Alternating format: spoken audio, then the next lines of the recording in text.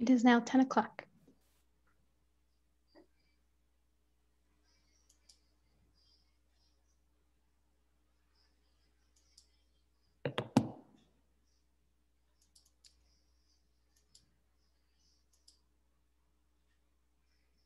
Good morning, afternoon, everyone.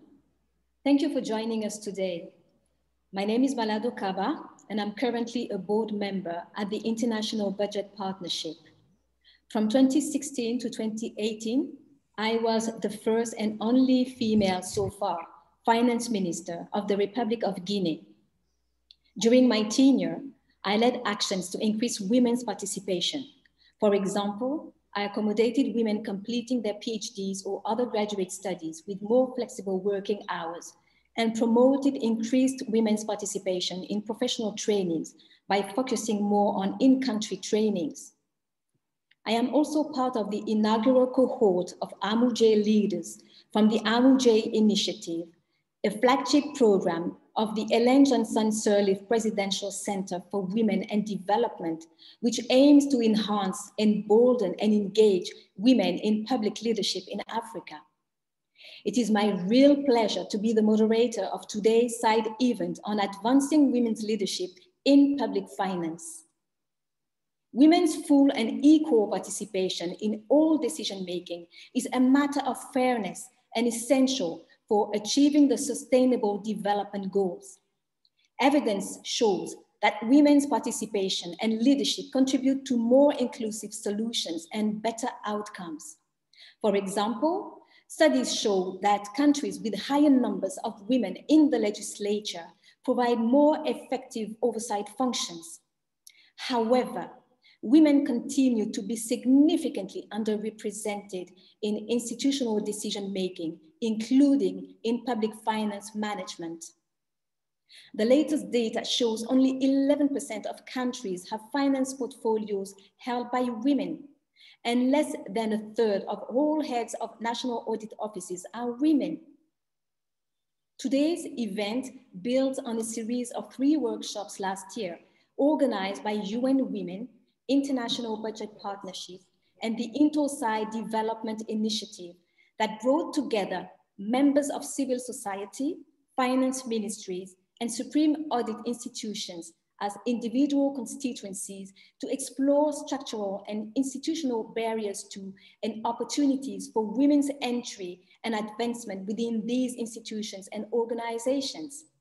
And so today, we want to explore the pathways for collective action by ministries of finance, civil society organizations working on public budgets, and supreme audit institutions, and how they can be pivotal in advancing women's leadership with the long-term aim of making public finance institutions drivers of gender equitable outcomes.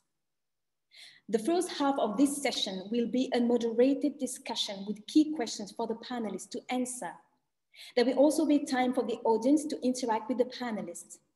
Please use the Q&A function to type your questions as you hear from the panelists, and we'll try and get to as many of them as possible.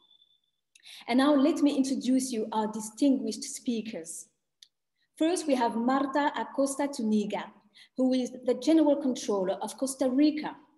She has worked in auditing and internal control in the public sector, as well as in accountability, transparency, and efficiency of government procurement, both in Costa Rica and abroad. Marta has also been recently recognized as a national leader by the news media in her country. Congratulations to you, Marta.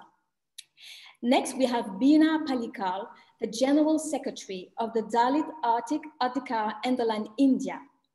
Her main focus is on economic justice and specifically looking at gender equity.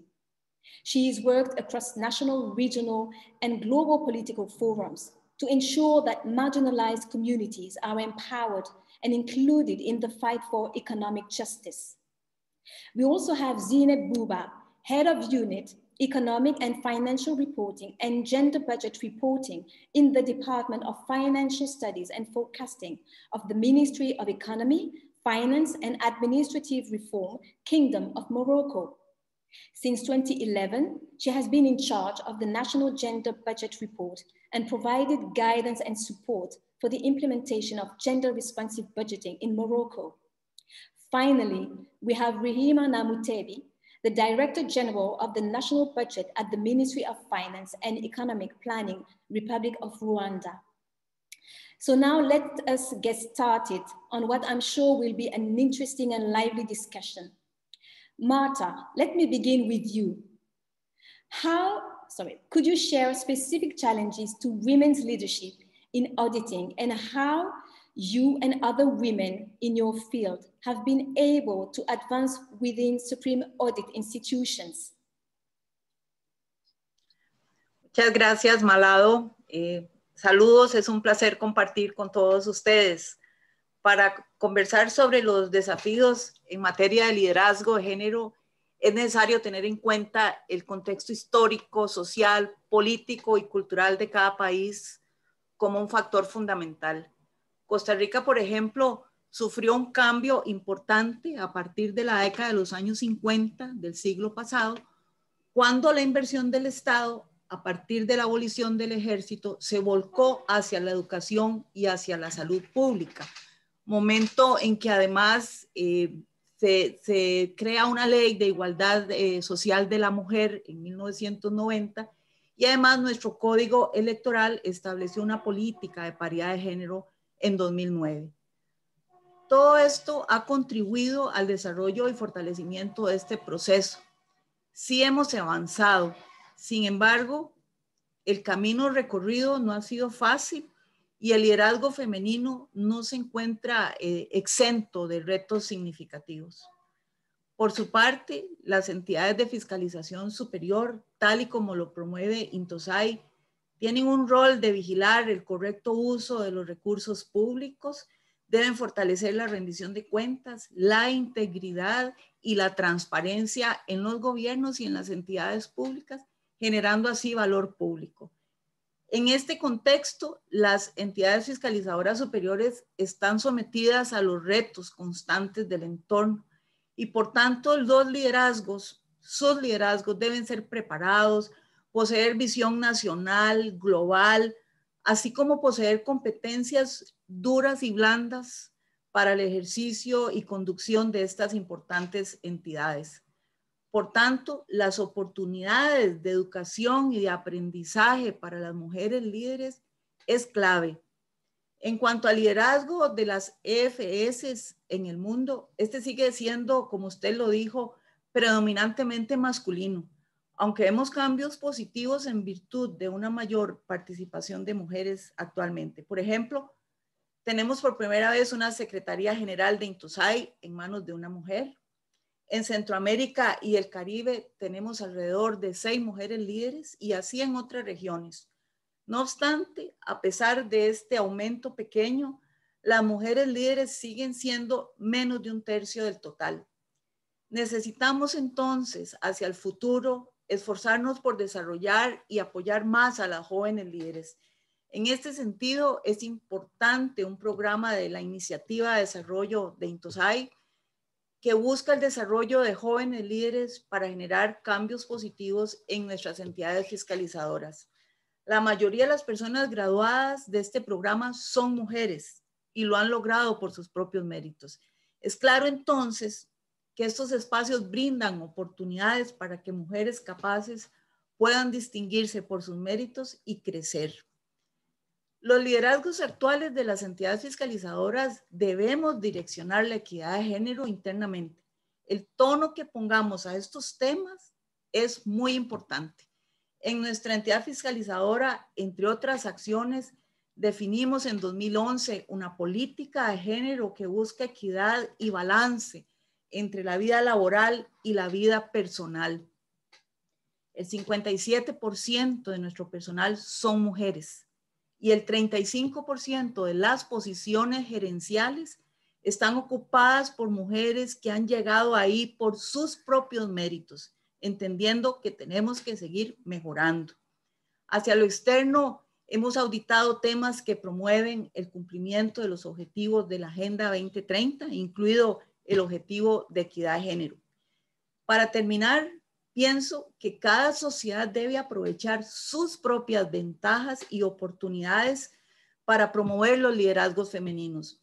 También la institucionalidad democrática y las partes interesadas deben promover logros de mayor calidad en materia de igualdad y de equidad para las mujeres, cuyo liderazgo es relevante. Muchas gracias. Thank you, Marta. Let me now turn to Zineb. Zineb, can you speak to barriers to women's leadership in ministries of finance and tell us how your department within the Ministry of Economy, Finance and Administrative Reform is addressing the issue, including by strengthening available data? Merci.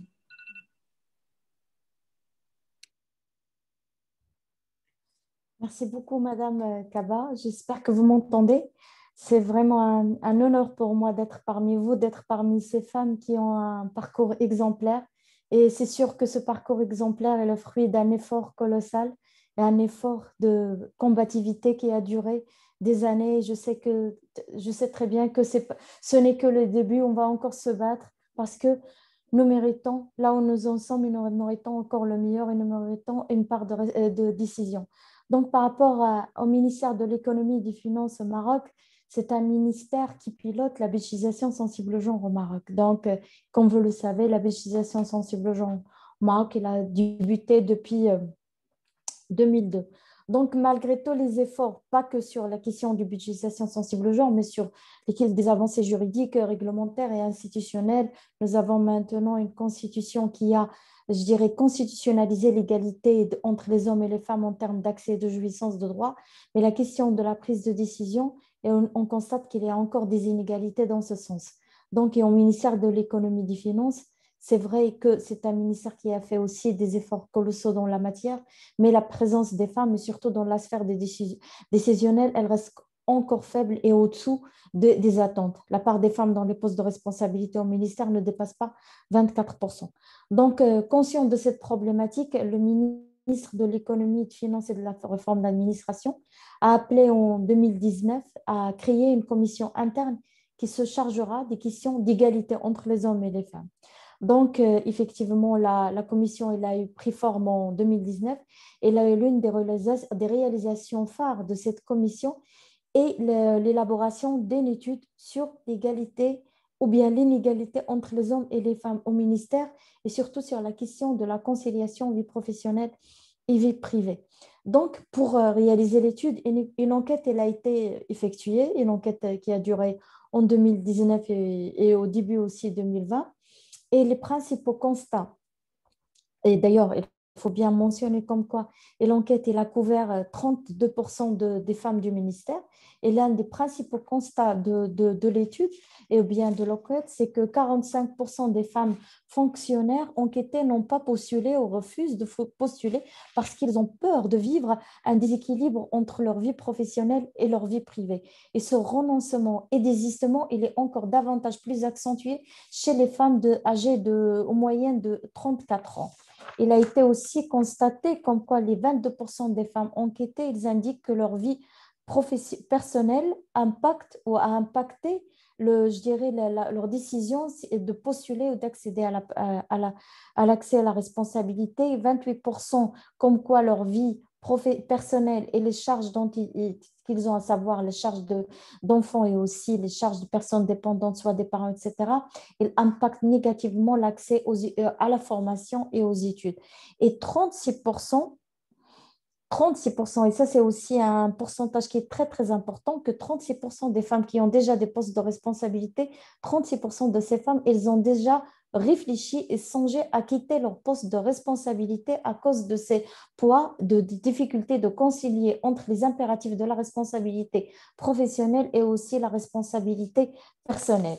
Et 23%, ils ont comme quoi confirme comme quoi ils ont dû affaire à des discriminations liées au genre dans leur travail, et 31%, ils ont appelé à ce que l'égalité entre les hommes et les femmes soit renforcée en termes d'accès aux postes de responsabilité, et 15% de ces femmes enquêtées, elles ont demandé à ce qu'il y ait une présence des femmes dans les jurys pour les appels à candidature. Si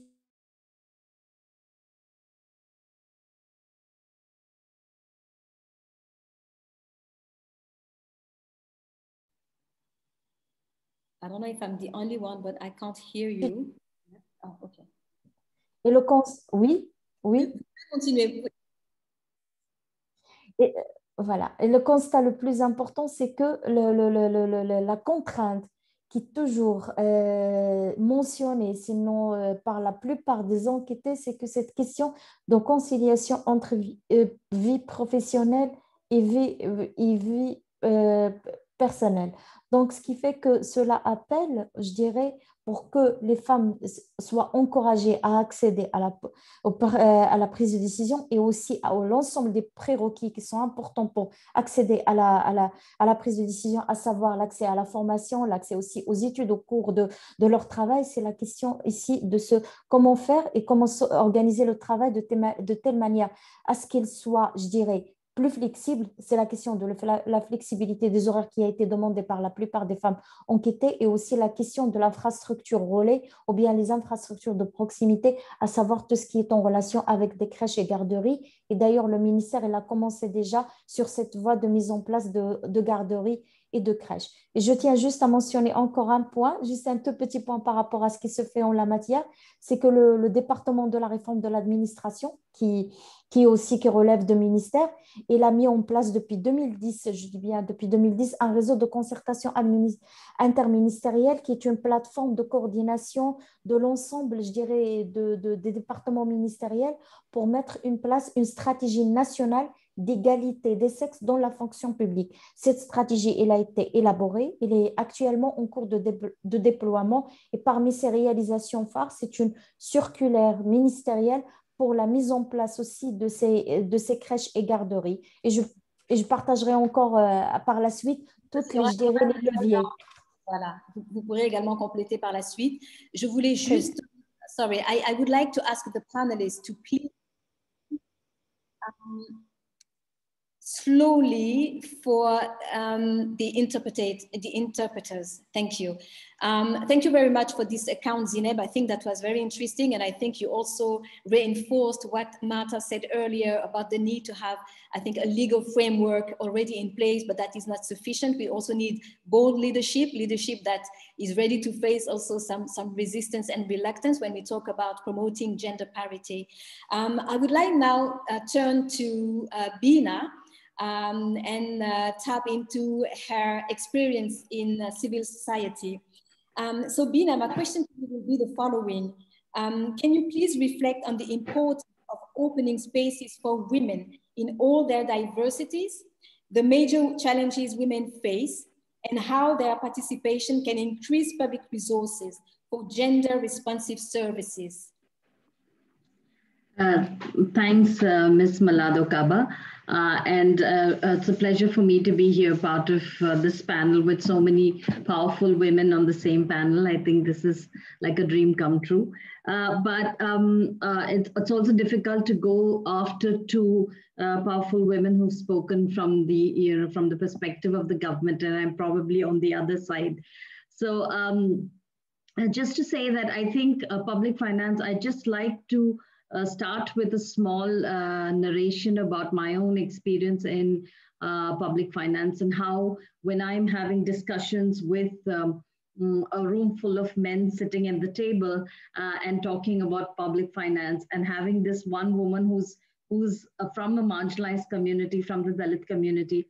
I've oftentimes in the earlier years when I started it was so difficult to actually even have a conversation with them going, because they would look at me right through me, and they'd talk to the men in the room, but, almost ignore and almost invisibilize the fact that there is a woman sitting there at the table discussing budgets and public finance. So from that experience, and having that and seeing that over the years, I think that it's not only important to have representation of women in these spaces, but also which women, we cannot talk about only women who've had the privilege, because we're not a homogeneous group. Women are not a homogeneous group. So we need to also take into consideration, it's important to look at women who have been marginalized traditionally and who have to have a seat at the table. That is so critical to these opening up of these spaces. An experience in India, we have about 50%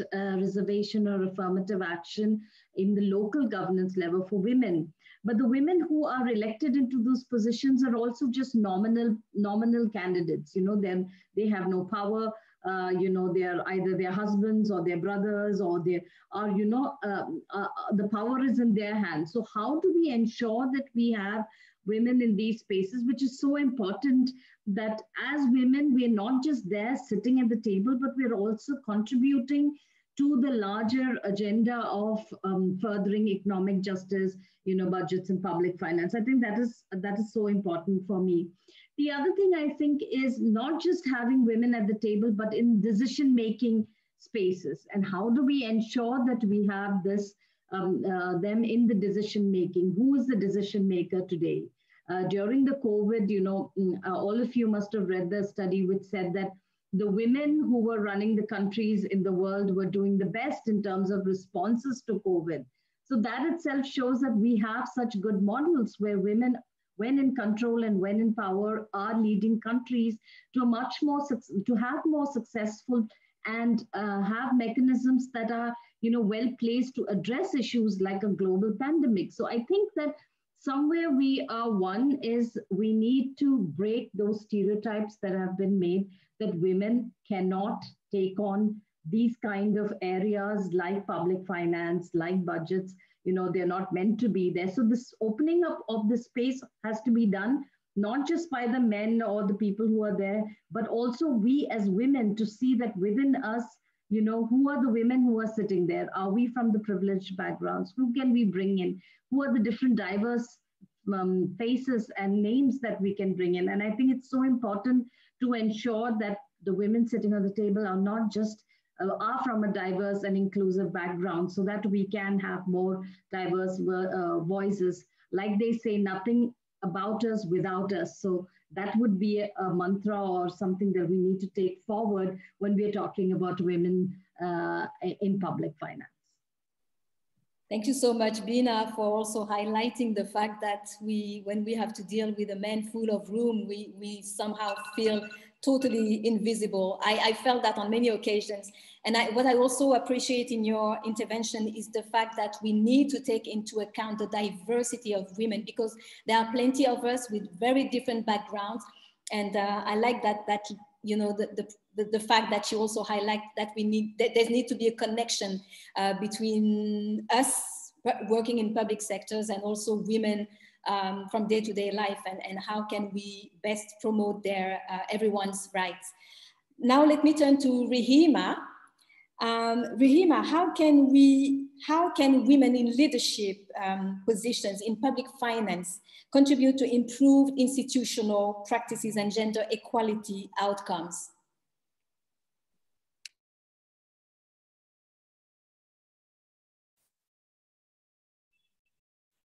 Thank you so much, Ms. Malado Kaba, sorry. Good morning to you all, or good afternoon, depending on where you are. Hope you are able to hear me. Yes, we can hear you, Rihima. Please go on. Thank you so much for this opportunity to join this webinar, and for such a great question you have asked regarding how women in leadership positions in public finance contribute to improved institutional practices and gender equality outcomes. I would join all the panelists regarding in line with their contributions, and as well as different forums where research, surveys has been carried out or is taking place, emphasizing this, because I also appreciate and acknowledge that it's very important to strengthen the pipeline of women in public finance jobs. And since we all know that gender equality in leadership is critical to strengthening a country's competitiveness as well as economic development. Hence, the reason why I would appreciate the ongoing discussions, because as we go with all these discussions, at the end, we come up with recommendations. We come up with, of course, orientation to guide the way forward. Looking into, when I look at public financing here, I'm looking on how do we engender public finance in this way, after acknowledging its importance, its relevance, and in this way, what guided me well in this question of the women leadership in public finance, it's because of what actually is happening in Rwanda. So I would say that such discussions are real in Rwanda.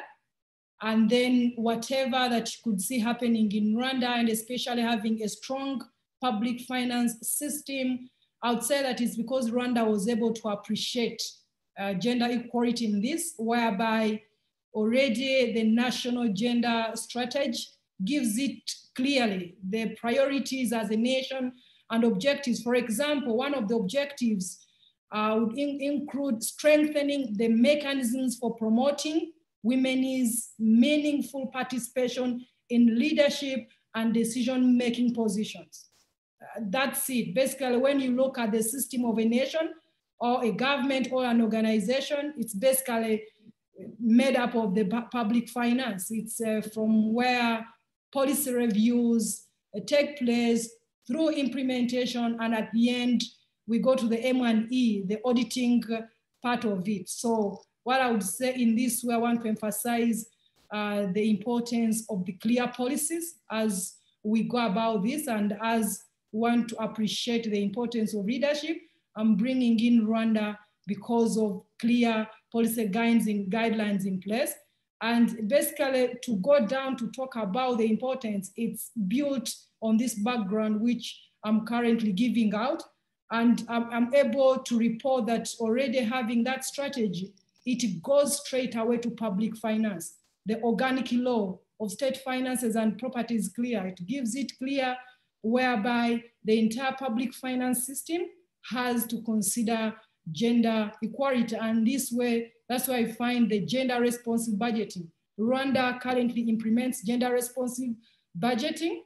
And that's why you find it one of the countries of worldwide implementing this, where many would want to learn from. The law is clear on how do you consider it in the public policy reviews, from the planning system, selecting priorities, to the auditing, the M&E part, whereby you're like trying to start from the policy reviews, and then at the end you're able to track through auditing. And then again, we are able to report that because of such mainstreaming and such strategy, we have gender strategy, which is clear, of women positions in, of course, public institutions as well as the private sector. I'm able to report for now that you can find that in parliament for now, 61%, these are women. In the cabinet, 52%, these are women. When you look at government agencies, the chief budget managers, 30% are women.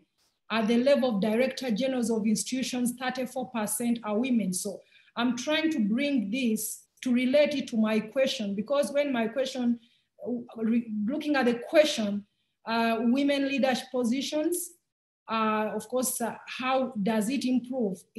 I wanted to bring that background for us to see the importance of having women as leaders in public finance, in public finance. And this is from the system, the existing systems.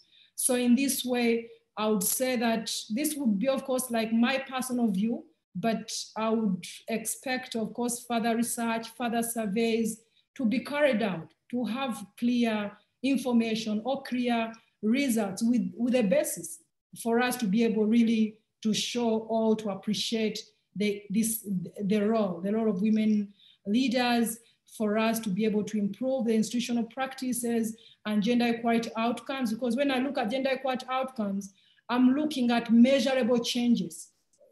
You know, what measurable changes do these women put in place or try to push forward to ensure a reduction in gender inequality as well as improving gender equality between men, women, girls, and boys. So for me, I would see the importance as we are advocating. When women are in such positions, it's easy to advocate for gender responsive policies and the laws. And I'll give an example of Rwanda for now. So because of such big number that is in there, we have seen that everything is clear, from the gender strategy to the organic budget law or to the organic law of state finances. Everything is clear. And these are women who are in those positions and they're able to speak out.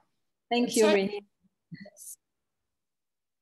Another way is creating networks of women in PFM. So here we expect there is at least a group, there is a team that is in there and that organizes or creates different networks. In this way, we are trying to brainstorm challenges for such leaders or challenges that are still happening within the system, the public finance system. There are elements of capacity development. When your women are in such levels, they are able to identify what specific capacity whereby women could be lagging behind and all that. Again, you find that when such women are in such levels, they act as role model to other women. So you find that it's possible. As you have brought in, well, Ms. Kaba, that you find that there's places where you find that you're so few, but as you bring this, as such women and such levels, others able to come out and they find that it's possible. Thank you so much. I might have said a lot, but I wanted to bring out a whole picture on the background on what currently is happening in Rwanda, linking it to the question. Thank you so much. Thank you so much, Mihima. And I'm sorry, because I also, as you know, all the time, we need also to try to keep it to keep it on time. But thank you very much for highlighting, I think, the important context of Rwanda, which I think is a model for many, at least on the continent. And I think it was very interesting to hear from you also the link between the promotion of many women in parliament, also in the departments of Rwanda, and how this seemed to be impacting positively gender equality. I would like also to encourage panelists to respond to points by other speakers, as you wish. Let's now do another round of questions, and I would like to turn to Bina again. Bina, how can civil society organization best advocate within CSOs working on public finance and for public finance institutions more broadly to advance gender equality? Yeah, thanks for that question. I think it's important as civil society members, we are often asking the government accountability, but it's also important that we ourselves try to reflect on what we are doing about it, and how do we advance the gender equity in the organizations or civil society organizations that we work in. I think we really need to walk the talk. One is, I think it's really important to see and build leadership. So how do we build that leadership? If we do know that there is a gap of women leaders in the space, I think we need to ensure that we have special capacitation programs. I think 25 years ago, we wouldn't have seen any members from the Dalit community in this space or from the indigenous community within India in this space. But now we're seeing more and more voices, and that is because some organization took it on themselves to capacitate, to bring them into these spaces, to be part of these discourses and discussions. So I think consciously as civil society, we need to make those changes and push for that. Identifying role models, I think one of the panelists already mentioned this, that who are the champions who are there, the current champions who we can call upon them for, bringing in how they have been able to, reach the level that they are. Looking at good models, I think there are several good models globally, but I would like, because this panel is moderated also by the International Budget Partnership. The International Budget Partnership the India office has almost 80% women leading it in India, which is also really great to see that women are leading it at the forefront in India. So there are several good models. So how as civil society we can engage with these good models to ensure that we replicate these models in our own organizations, but it also in other organizations. And my last point would be that a lot of what we are doing and we are demanding the government is on data, on disaggregated data. How many women are in this field? What are the women doing? Where are the women? Who are the women that we can bring in? Who are the women that we can capacitate? So I think there we have a very large role to play to ensure that we have, we can help with that disaggregated data and push one for the government to bring in that kind of a data, but also as civil society, we are able to provide data and support in providing that kind of data so that we know where those gaps are and we can fill in those gaps. I think that is very critical to ensuring that we have more women within civil society organizations and spaces who are part of these discussions on public finance. Thank you so much, Bina. I think your point about the data and actually underlines the need for us to know what we don't know, because that's very important. So thank you for bringing that up, because it feeds into also better evidence-based policy making and implementation. So I think that was very important. Now let me turn to Zineb. Zineb, from your experience, what specific actions do ministries of finance need to take to address the main barriers and promote opportunities for women to pursue and secure leadership positions?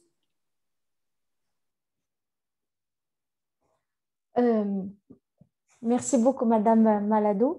Alors, comme je l'ai déjà signalé, donc ces preuves, comme vous l'avez dit, des stratégies qui soient basées sur des preuves.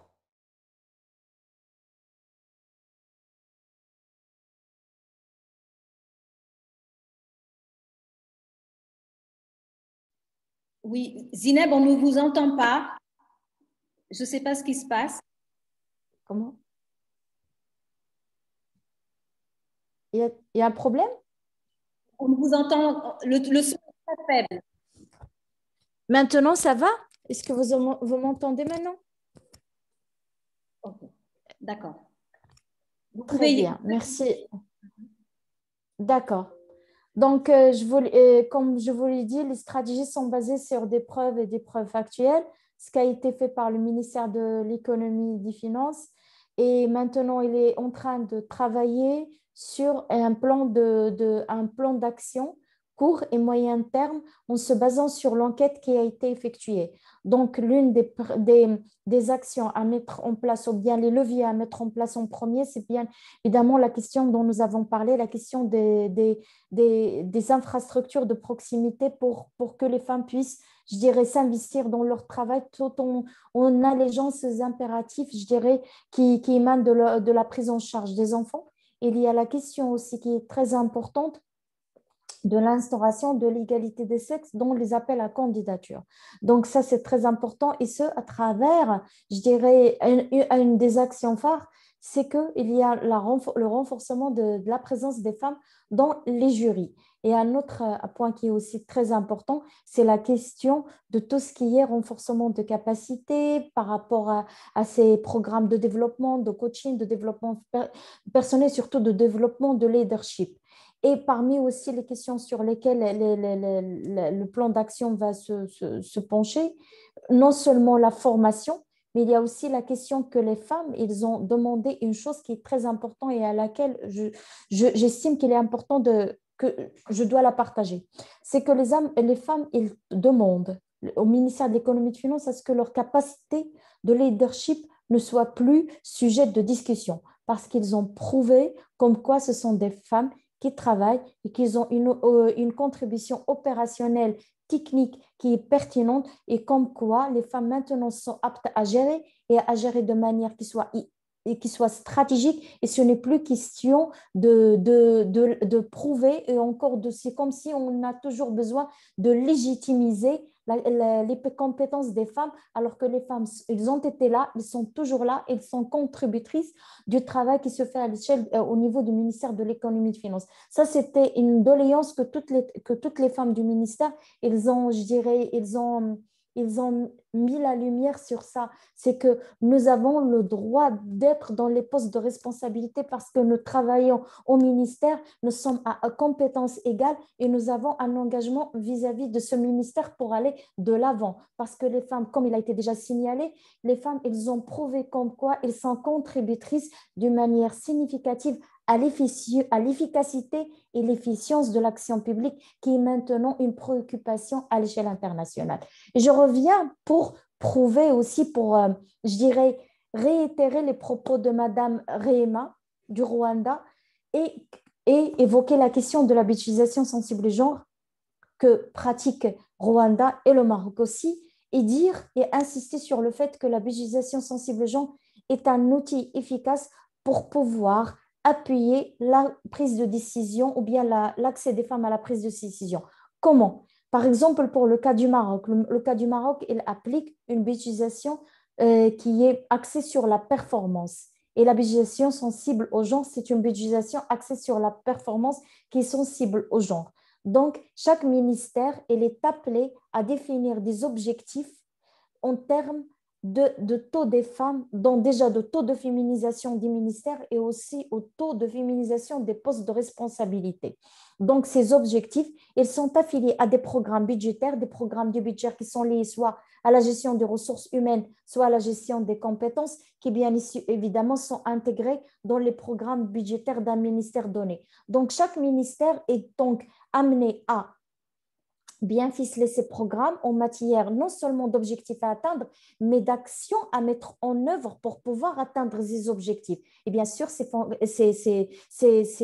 mesures ou bien actions, elles devraient être financées. C'est grâce, bien évidemment, à tout ce qui est budgétisation sensible genre. Je suis juste pour dire comme quoi dans ce schéma dressé, c'est le principe fondamental de la budgétisation sensible genre qui bien évidemment s'intéresse aussi à la question de l'égalité dans la gestion des ressources humaines et des compétences. C'est juste pour dire que c'est un cadre opérationnel idoine pour pouvoir encore appuyer la prise de décision qui soit davantage féminine parce que les femmes, elles ont toutes les compétences pour y être et en même temps, ils vont aussi contribuer à ce qu'il y ait davantage de retombées positives sur les citoyens et les citoyennes et les citoyens. Ça d'une part. Et d'autre part, en relation aussi avec la BSG, un outil qui permettrait de faire le suivi et l'évaluation par rapport à ces questions et aussi permettre de renforcer la question de reddition des comptes. C'est la question des rapports budget-genre. Comme on fait au Maroc, c'est un rapport qui accompagne la loi de finances, la présentation de la loi de finances annuellement. Et à l'intérieur du rapport, bien, il est question de faire le suivi de toutes les actions mises en place par les ministères par rapport à la question de la réduction des inégalités de genre. Donc, au niveau du rapport budget-genre, c'est aussi une plateforme pour assurer le suivi et l'évaluation de ces questions. Qui est le ministère qui a fait des avancées? Pourquoi qui le ministère n'a pas fait d'avancées? Pourquoi il a fait des avancées? Pourquoi il n'a pas fait des avancées? Ces questions de reddition des comptes aussi par rapport à la prise de décision, par rapport à l'accès des femmes à la prise de décision. C'est juste pour dire, il existe la BSG. Non seulement on doit pas être tributaire à la volonté politique d'une personne au sein d'un ministère pour qu'il soit le leader ou bien qu'il fédère la question de la prise de compte des femmes dans les postes de responsabilité. C'est pour dire comme quoi l'accès des femmes aux postes de responsabilité, c'est un droit, c'est légitime, il doit être systématique. Et pour qu'il soit systématique, il faut un cadre opérationnel pour la rendre systématique avec un système de suivi-évaluation. Et voilà, merci. Thank you, Zineb. Thank you, Zineb. I know we can go on and on and on and sharing our experience and all the challenges and how we overcame them.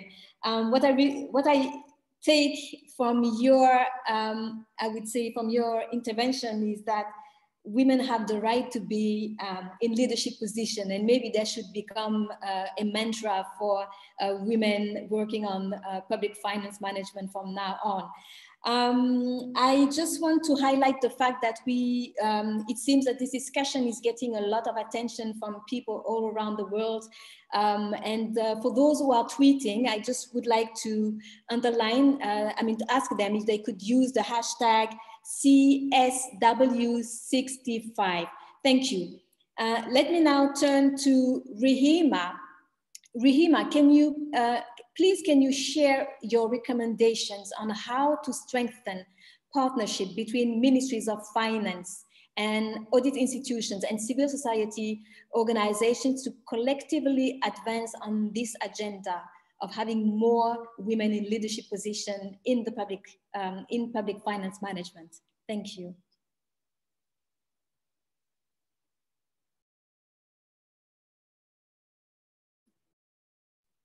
Oh, sorry. Thank you once again, Ms. Kaba. And I would say that this is a very good question. I would say that this is a collective effort. It's a collective effort. It's not a one-man's agenda, and the reason this collaboration is very much important. I would say that, as I said initially, when we look at audit, this is like the last phase in the public finance cycle, whereby it looks at M&E, whereby we're able to register our performance and evidence. And then this way, still, you see, I would say again in Rwanda, this one is very critical, and that's the system that is already established, whereby we have, of course, the Ministry of Finance working hand in hand with the audit institutions, and as well as the civil society.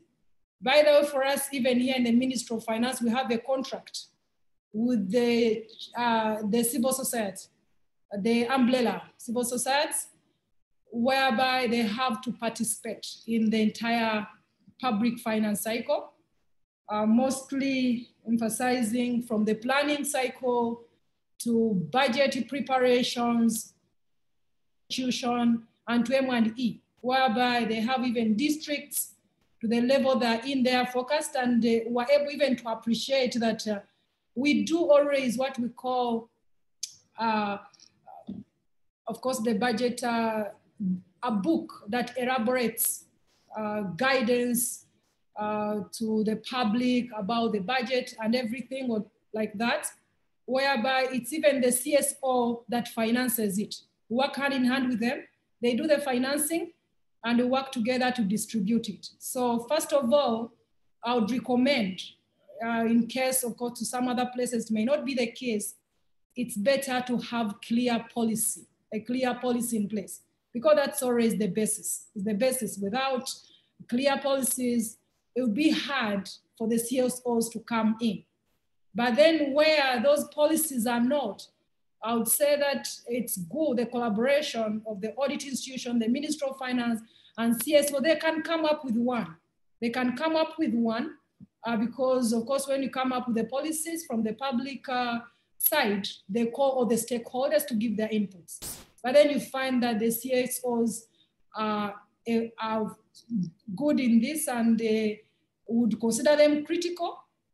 It'd be good, come up with such policies. And then from in there, for that collaboration also to be sustainable, it's good to be clear on which forums do you always meet, be able to present on the achievements, to be able to make some kind of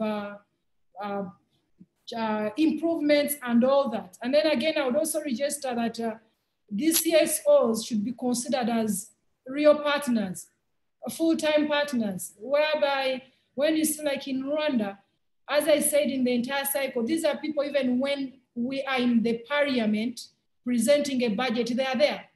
And the parliament has to ask them questions. What is their review? They always make an analysis of the budget, of course, looking into the public needs and all that. And then at the end, they're able to give to the parliament. When we are all there, Minister of Finance is there, you give that review and their take on that. So those policies are clear, create forums whereby it's clear that they are in the parliament, they are part of it when it's time to present the budget. And as well as, like you find after that, they follow straight to the execution, the auditing part of it. So I would say that the CSOs should feel that they are part of this. They are part of the nation and they are part of the policy, and they are also held accountable by the way, because here the parliament would even ask the CSOs, what is your contribution? Look at the priorities that are expected in there, what's your contribution? And in this way, when I look into, of course, gender equality and all that is expected, I said initially that we implement gender responsive budgeting. And that's the clear way to go, whereby we are all there. The Ministry of Finance is in there in the audits. The audit institutions are coming in. The COCs are coming in. At the end, we are able to come up with something, are able to present the achievements and then make some kind of proposals for improvement. So they are much involved, all of them, collaboration in the monitoring and execution of policies, as well as the budget, as well as the results expected. And then the accountability strengthening. In that collaboration, you find that there is an element of accountability strengthening. But then I would be able to say that in order all this to succeed or to yield results, we need a clear capacity building system. And then when I look at the capacity building, I'm looking at capacity even in resources, the right skills, the right funding, and all that. Basically, Ms. Kaba, that's what I would say in that kind of collaboration. And I would say that I do recognize and appreciate it, very critical in this agenda. Thank you so much. Thank you very much, Rehema, for really bringing in the need for, I think, governments and institutions to work hand in hand with civil society organizations. You also provide me with a nice transition when you also reinforced the need to hold policymakers and decision makers to account. And now let me turn to Marta, because I think, Marta, we are just probably, well, maybe correct me if I'm wrong, but I think we are just at the beginning to really understand how we can really tap into the role of supreme audit institutions in terms of pushing forward gender parity. And so let me ask you this question. How can supreme audit institutions contribute to gender equal leadership? What role can stakeholders play in ensuring audit impact of such, let me rephrase. What role can stakeholders play in ensuring that audit impact of such audits by supreme audit institutions? Thank you. Gracias, Malado, por la pregunta. INTOSAI ha promovido que sus miembros contribuyan al cumplimiento de la Agenda 2030 por parte de los países. Y por supuesto, esto incluye el objetivo 5 de igualdad de género. Por esto es importante, entre otros temas, que nuestras entidades de fiscalización superior reconozcan el impacto económico y social positivo que conlleva la igualdad de género dentro del contexto actual. Es así que es recomendable que se incorporen en nuestros planes de auditoría auditorías que contribuyan con el desarrollo de la igualdad de género. Además, las entidades fiscalizadoras deben incidir para que las acciones gubernamentales mantengan una efectiva coordinación con las partes interesadas, es decir, con el sector privado, con la academia, con las organizaciones no gubernamentales, etcétera, tomando en cuenta que el cumplimiento de la Agenda 2030 no es exclusiva del gobierno, sino también de las partes interesadas. A su vez, las entidades fiscalizadoras pueden contribuir con la equidad de género y los liderazgos, liderando con el ejemplo al resto del sector público mediante el desarrollo de acciones concretas a nivel interno. Es decir, las entidades fiscalizadoras, además de enfocarse en el tema específico de la equidad, también deben auditar temas relacionados con la educación, la salud, el combate a la pobreza, a la corrupción, la alfabetización digital. Es decir, enfocarse en factores de movilidad social, los cuales a su vez brindan oportunidades de desarrollo a los niños y a las niñas, a los jóvenes y a las jóvenes que van a consolidar la equidad de género. Para poner algunos ejemplos de lo que hemos hecho en las entidades fiscalizadoras superiores, decirles que realizamos una primera auditoría de género en el 2015. Esto en el marco de la Organización Latinoamericana y del Caribe de Entidades de Fiscalización Superior, o la CEF. Se trató de una auditoría internacional coordinada sobre el cumplimiento de las políticas nacionales para la equidad de género. Lo curioso en esa oportunidad fue que solamente 3 países quisieron participar: Costa Rica y Puerto Rico, porque tenían liderazgos femeninos, y Chile, porque la Secretaría Ejecutiva de la OLACEF estaba representada por una mujer. Los otros países no participaron, pues tenían que hacer consultas internas o este tema no era una prioridad. El tema avanzó y este pequeño paso de 2015 posibilitó que en 2018 se realizara una segunda auditoría con la participación esta vez de 15 países de América Latina, del Caribe y España. Esto fue de beneficio porque se auditó el proceso de preparación para el cumplimiento de la Agenda 2030. Hoy puedo decirles que es un tema que se ha venido consolidando en la región. Incluso hace unas semanas se dio a conocer el resultado de una encuesta liderada por la Contraloría de Chile, cuyo propósito es generar un insumo, es generar datos, como aquí se ha mencionado, para formular una política de género a nivel regional para las entidades de fiscalización superior. Decirles que en esta época de COVID también, que ha impactado fuertemente a las mujeres, generar transparencia en el uso de los fondos de ayuda ha sido fundamental. En nuestro caso concreto, lo hemos hecho mediante una página web y además mediante auditorías ágiles que han señalado posibles filtraciones de una transferencia monetaria que tenía, entre otros criterios de selección, beneficiar a mujeres jefas de hogar.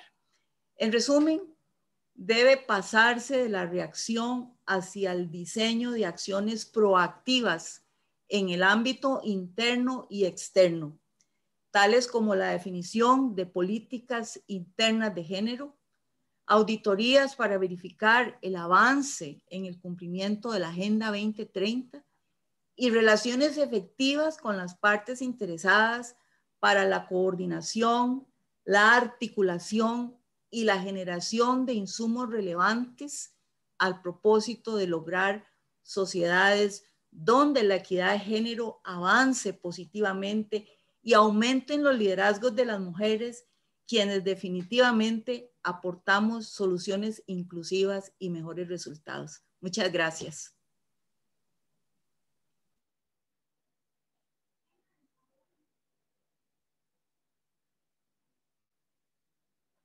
Technical issue. Thank you so much, Marta, for your intervention and for really highlighting the role that Supreme Audit institutions can play indeed in promoting women in leadership positions, and also simply to promote gender equality worldwide.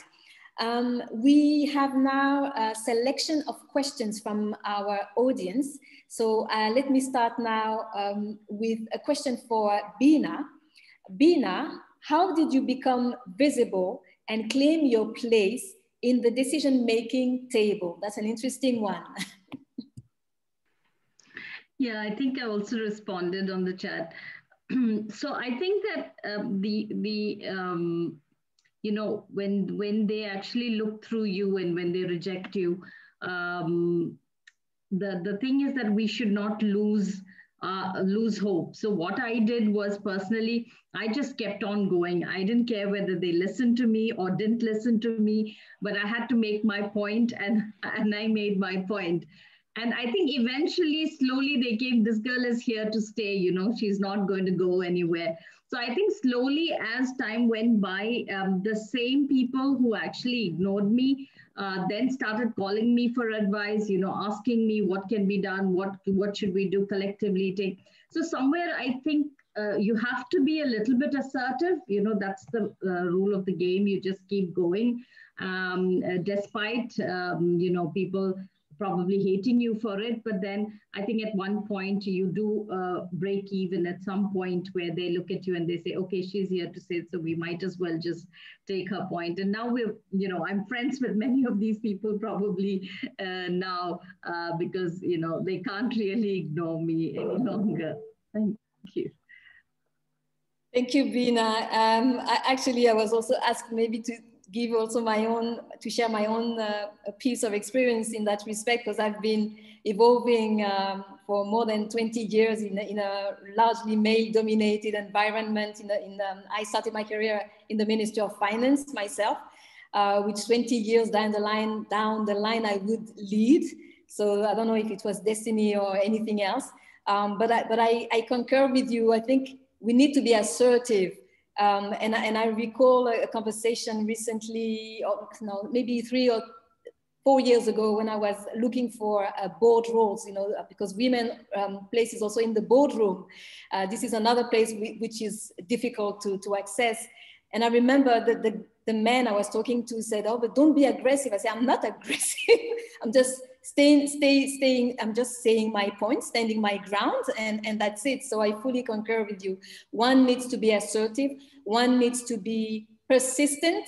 One needs to be consistent, and one needs to be confident. And that confidence, again, is built by the opportunities you can get from your own work experience, but also by learning, professional learning, capacity building. Rihima reinforced that point earlier. So thank you. Let me now turn to Zineb. Zineb, the question is the following. In your experience, what role can women finance ministers play in driving gender equitable outcomes? Thank you.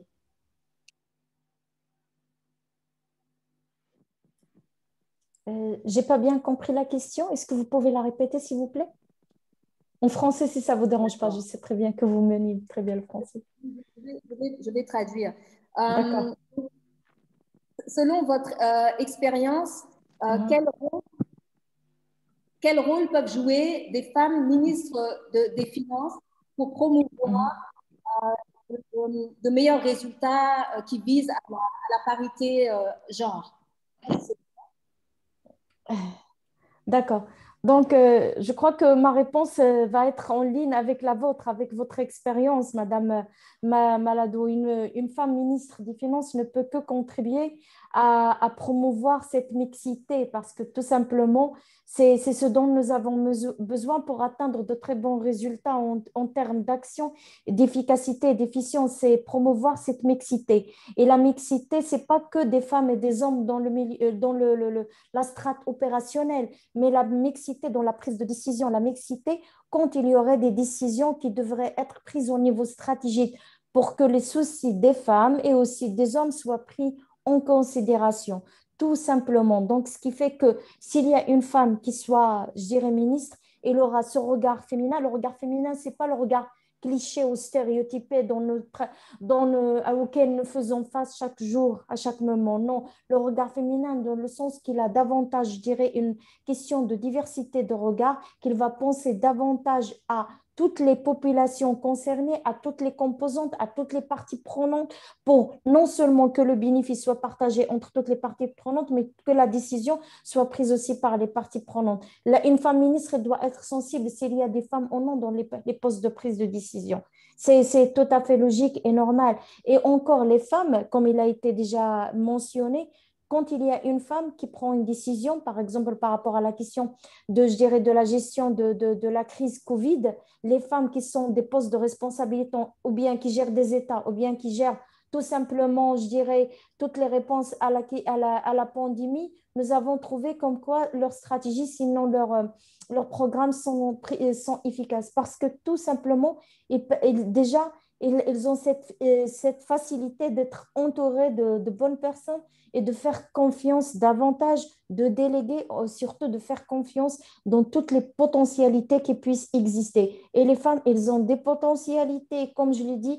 Maintenant, il ne faut plus justifier la potentialité des femmes, il faut aller vers leur mobilisation et pour pouvoir les mobiliser davantage, et il faut qu'ils soient dans les postes de prise de décision. Et une femme ministre des Finances, bien sûr, ne pourra être ministre que si elle est intelligente. Une femme intelligente ne pourra pas se passer d'un vivier de potentialités que sont les femmes. Voilà.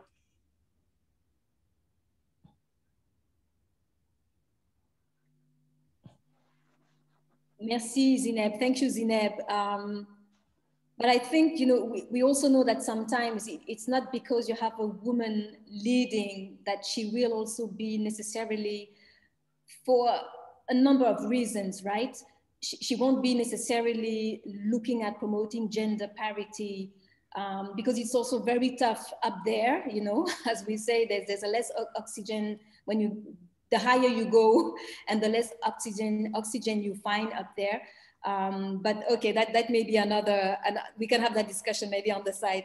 Let me turn to Rehima. Can you describe your suggestions on how public finance management institutions can ensure better work-life balance so that women can achieve leadership positions?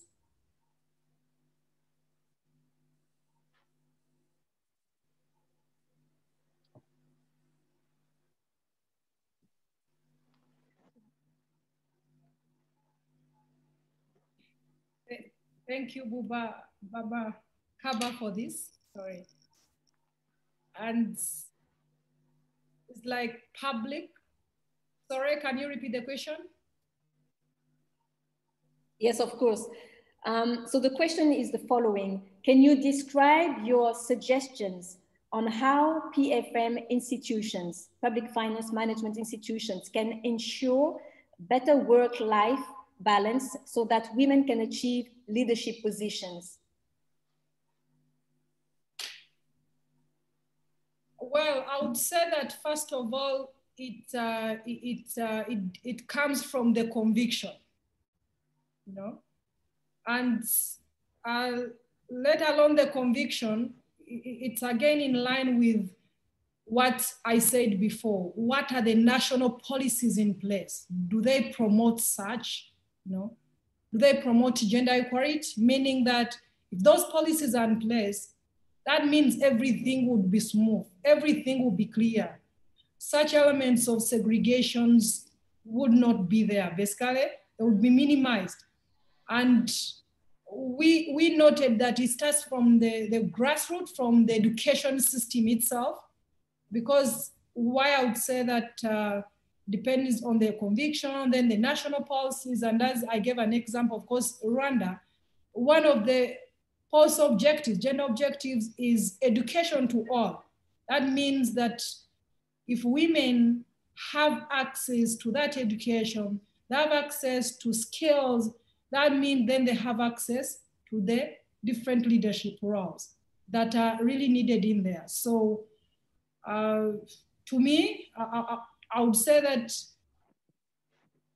if the policies are clear, the conviction is in there that women are capable, and the national agenda is clear, no segregation at all, then that means there wouldn't be such kind of limitations for women to possess such leadership roles. Basically, that's what I would say. And again, emphasizing much, you find many people always find that if women are on leadership roles, considering how busy they are with the family engagements, sometimes they're on maternity leave, Sometimes they are breastfeeding, that's it. So that's why some, employers try to fear much, and they say, because I remember one day when I was joining this role, so the minister was able to ask me how many children, how old, just to see that if you're working in such a busy place, in such a leadership role, you'll be able to manage the engagement and all that kind of thing. But then if the national gender policies are clear on that limitations will be minimized. Thank you. Thank you, Rahima. That's exactly what we are looking for in your answer, is also to share on your own experience. And I think you've all emphasized the need to make room to balance actually professional as well as personal life. And especially when we are women, this is sometimes not easy. But I think that, well, we can now work remotely. So I think that these questions may not be asked in the future. We hope so. Let me now turn to Marta. So the question is the following for you.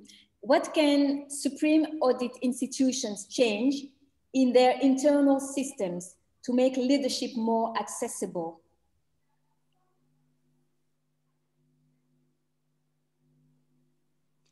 Bueno, evidentemente debe existir una política de género en cada institución de manera tal que se permita avanzar hacia esa equidad de género y generar ese balance entre la vida familiar y la vida personal que en este foro se ha mencionado y que es muy importante para alcanzar esa equidad de género. En esta institución tenemos actualmente un 57% de mujeres y un 35% de los puestos gerenciales ocupados por mujeres.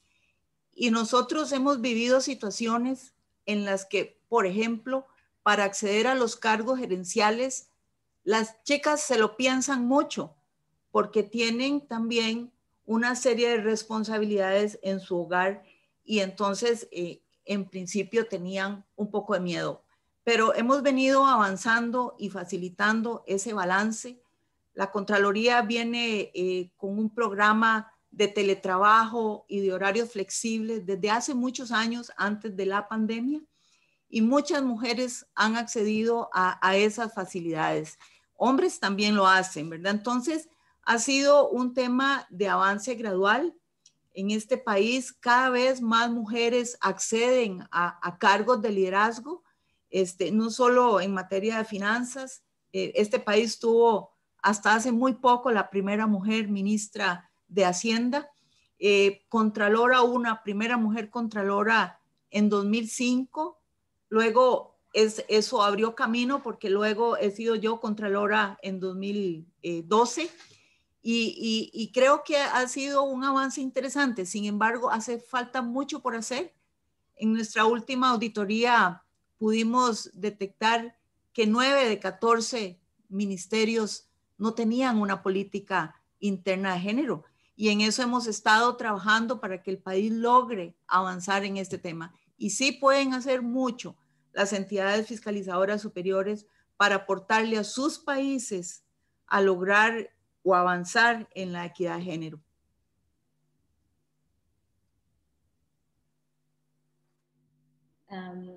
Gracias, Marta. I think what I like again, you re-emphasize the need to have policies, clear policies, internal policies that will really make room to strike the right balance between professional life and personal life for women. You also mentioned men, and of course, we all know that we need them to collaborate. This is a collective effort. This is a coordinated effort with them. As much as they are part of the problem, sometimes they also, of course, are part of the solution. So we cannot do that alone. We need our men with us. Let me now turn to, this is a question to all of you, mesdames. What are your top 3 recommendations on tangible actions to advance gender equality in public finance management.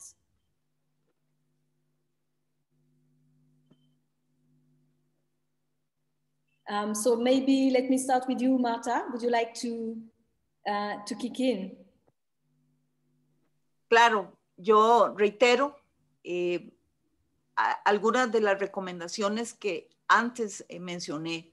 Uno es políticas claras, planes de auditoría para las EFS que promuevan la equidad de género y, por supuesto, los liderazgos. Seguir participando en los programas que promuevan los organismos de integración para promover los liderazgos jóvenes. Eso me parece muy importante, ¿verdad? No podemos quedarnos atrás, tenemos que ir hacia adelante.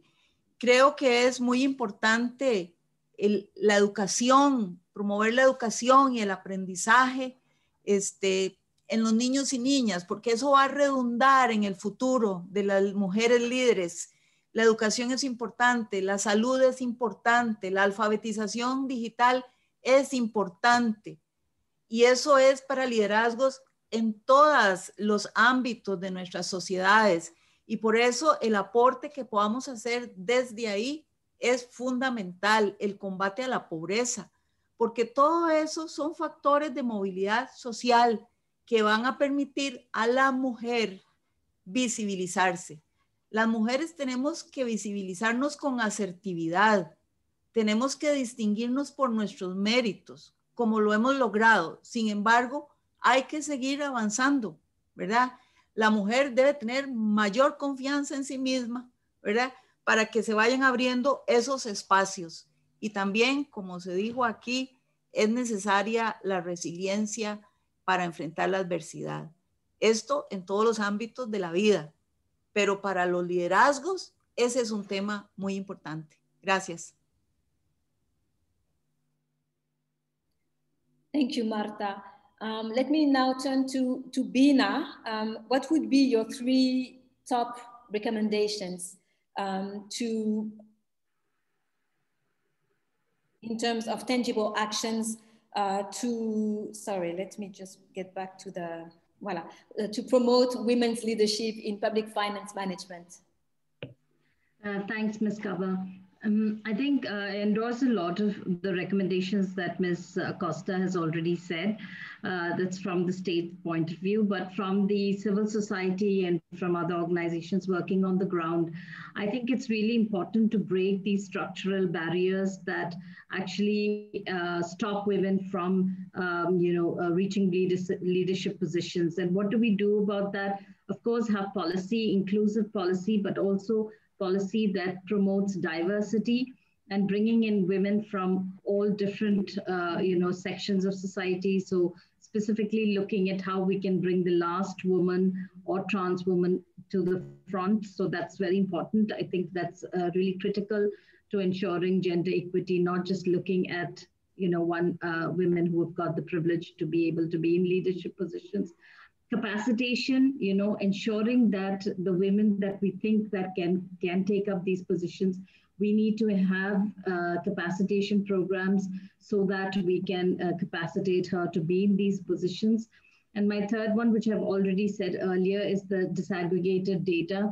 How is it that we continue to push for disaggregated data in all sectors so we ensure that we do know what is the current status so that we can ensure we have mechanisms for bringing in more women in these leadership positions. Thank you. Thank you, Bina.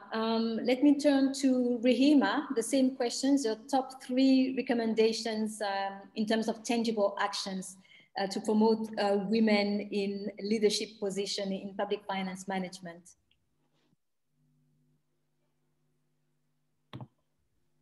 Thank you so much for this once again.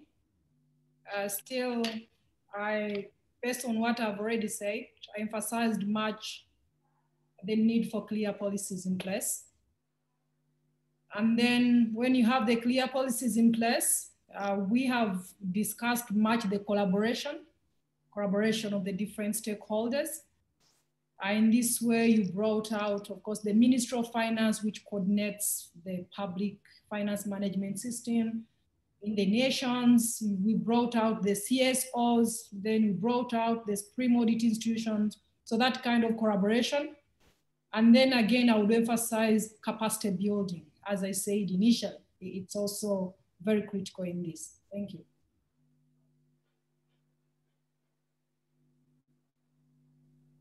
Thank you, Rihima. Maintenant, Zineb, quelles seraient donc vos recommandations clés pour des actions D'accord. à promouvoir plus de femmes à des postes? D'accord. Donc, voilà, ce qui a été dit, j'y adhère parfaitement parce que tout simplement, il faut penser la chose selon 3 niveaux. Il y a des prérequis. Les prérequis, c'est que déjà, il faut que les femmes soient davantage éduquées, qu'ils aient accès à au service de santé, qu'ils aient accès aux infrastructures de transport, etc. Donc, on a déjà le prérequis qui est très important, qui est une stratégie nationale ou bien toutes les stratégies nationales intègrent de manière systématique les questions d'égalité de genre. Ça, c'est un prérequis très important pour que toutes les femmes puissent accéder à leurs droits de manière équitable et sans distinction aucune. Et après, il y a une autre façon de voir les choses, c'est la façon organisationnelle et managériale. Managériale, ça veut dire que dans toutes les pratiques de management, soit au ministère des Finances, soit dans les autres ministères, prennent en considération la question de l'obligation de la présence des femmes dans les sphères de prise de décision parce qu'on ne peut pas continuer alors qu'un vivier, comme je l'ai dit, et a des potentiels sont oubliés. Donc ça, c'est par rapport au levier qui est managérial et y compris aussi au ministère de l'économie et de finances. Il faut que le ministère fonctionne avec toutes ses potentialités et encore plus avec des femmes dans les postes de prise de décision parce qu'ils ont le droit en tant que femmes, déjà en tant que citoyennes, en tant que femmes battantes et combattantes et en tant que compétences parce qu'ils ont des choses à dire, ils ont leurs mots à dire, ils ont leurs compétences à faire. Donc, il faut bénéficier. Il y a aussi un autre côté qui est très important. Ça, c'est un autre niveau qui est très important. Peut-être que je devais commencer par ce niveau par rapport à la question de mentalité. Parce que tout simplement, nous parlons, nous analysons avec des données, avec gérer des stratégies, nous voulons des politiques, des stratégies déclinées, actions, plans d'action, court, moyen terme. Mais si nous n'avons pas des mentalités qui évoluent, nous serons toujours là où nous en sommes. Sinon, nous allons même reculer. Ça veut dire quoi? Ça veut dire que nous devons travailler encore davantage sur la mentalité, dans le sens que la femme, elle a encore toute sa place sa place dans la société et encore plus sa place dans la prise de décision et encore plus dans la prise de décision stratégique. Donc, à mon avis, il faut travailler sur les 3 niveaux. Et bien évidemment, quand on travaille sur les 3 niveaux, il y a je dirais un point commun. Il faut penser aussi la question des infrastructures de telle manière qu'il faut vraiment penser à ce que la responsabilité de la prise en charge des enfants et aussi des personnes, soit âgées, soit des parents, soit des personnes malades, ne relève plus uniquement que des femmes. Ça aussi parce que c'est un point qui est très important, qui revient et encore revient, cela aussi doit être pris en considération. Mais il faut qu'on travaille sur les 3 niveaux et voilà mes petites recommandations par rapport à cette question.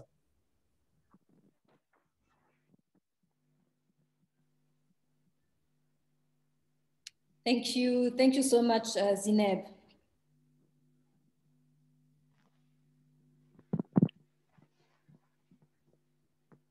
Okay, I think we are heading now to the end of this very interesting and lively discussion. I really enjoyed it, and I was extremely honored and privileged to have all these powerhouse women with me today. And so I hope the pleasure was also yours.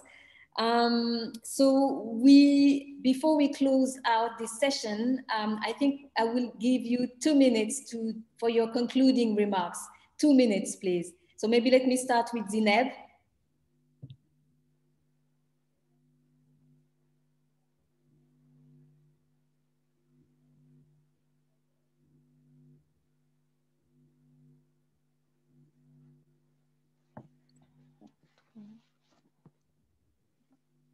J'ai pas compris par rapport aux remarques de clôture. Oui.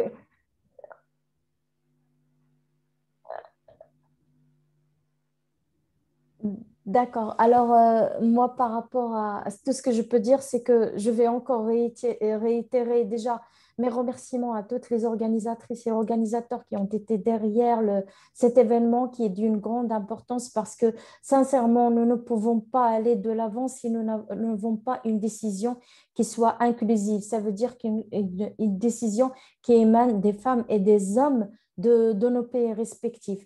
Et donc, pour moi, comme je l'ai déjà dit, c'est très important que nous travaillions sur les mentalités, que nous travaillions sur l'accès des femmes à leurs droits sans distinction aucune et nous travaillons aussi sur la question d'accès des femmes à tout ce qui est études, formation, capacitation, qualification et autres compétences pour qu'elles puissent être ce qu'ils veulent être, pour qu'ils puissent travailler sur son avenir, pour qu'elles puissent être une part intégrante avec une partie prenante de nos sociétés parce que les femmes, et nous sommes des femmes, nous travaillons énormément, nous voulons le meilleur de chacune et de chacun de nous, nous voulons le meilleur de nos sociétés, de nos nations. Et les temps maintenant, nous avons prouvé nos compétences, nous avons prouvé que nous sommes des personnes qui sont au service de nos pays, au service de la gestion des finances publiques de nos pays, donc et de manière, comme je l'ai déjà dit, efficace et efficiente. Et les temps maintenant qu'on fasse,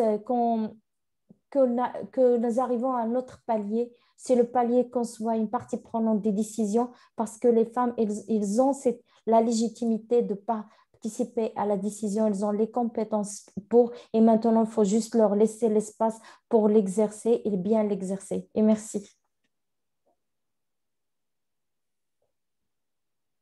Thank you so much, Zineb, and my apologies for the other speakers. I am told that we need to conclude. I think a lot was said, very interesting takeaways. So I would like to first thank all the panelists for their excellent remarks and the participants for their great questions. I think the 5 takeaways on my side from all the discussions that we've had today are the following. Number 1, know what you don't know. Use survey data to create policies and structures to address barriers women face. Number 2, ensure women are not just given token representations, but are in actual decision-making positions. Otherwise, in other words, let's be visible and let's keep on doing what we're doing. Number 3, human resources policies should be modified to support flexible working hours and family emergency leave. I think that this was really something that came across your interventions for you all. Number 4, provide mentorship support and concrete opportunities for professional growth. And I think that this is really important, again, to grow the confidence, to grow also the resilience that Marta mentioned and some of you also mentioned.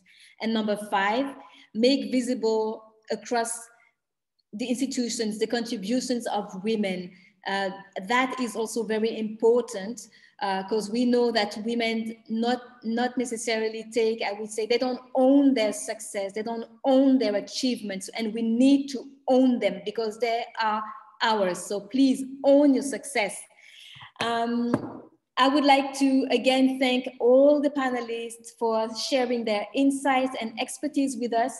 And I would also like to thank the sponsoring organizations, UN Women, International Budget Partnership, and the INTOSAI Development Initiative. Thank you all so much. And I hope that this will take us forward. And thank you again for all my distinguished panelists. It was really a pleasure to meet you here. Thank you so much. I think we can now end this very interesting discussion. Thank you, keep safe, and bye-bye.